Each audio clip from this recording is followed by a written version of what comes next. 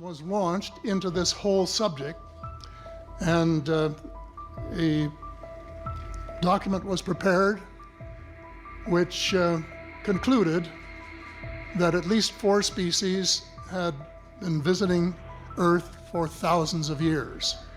They are different species and consequently may have different agendas. I don't think we can say that they all have the same agenda any more than we could say that the United States, China, and Russia had the same agenda. Our real interests may be very similar, but as of now, our perceived interests are still quite far apart.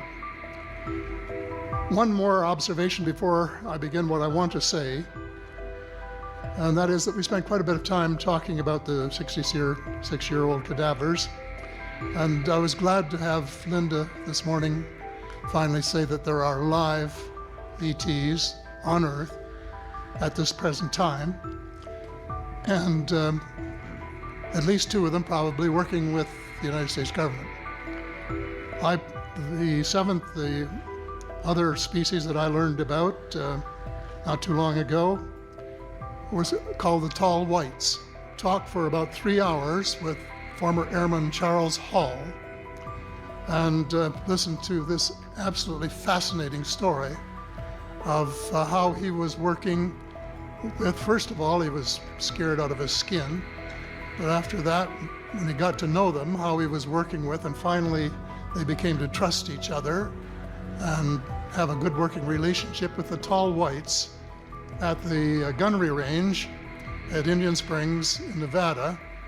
And these tall whites were living on United States Air Force property and working in cooperation with the United States Air Force and sharing technology with them. Enough on that for now. My interest is in full disclosure.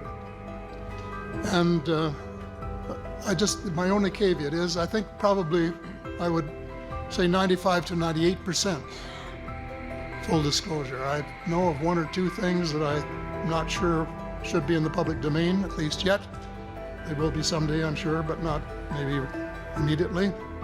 But just as children survive the idea of the Tooth Fairy and Santa Claus when they become adult, I think that tax-paying citizens are quite capable of accepting the new and broader reality that we live in a cosmos teeming with life of various sorts. The fact that some other civilizations are more advanced than we are may be humbling, but that could be a necessary step in our survival. The world is an unholy mess. We have it best until the end of this decade. In my book, I said we have 10 years to stop global warming if we don't want it to be beyond the point of no return. 2 years has gone past since it was written, so I say we have until the end of the decade to arrest global warming. Yet our leaders don't even talk about it very much except in a superficial way. They appear to be more interested in starting wars to control more oil and in effect prolong the gravity of the threat. Of course, even if they took the problem seriously, they wouldn't have the finances to finance the transition from oil to the clean economy, to clean energy, because we have an infinitely silly banking and financial system in the Western world.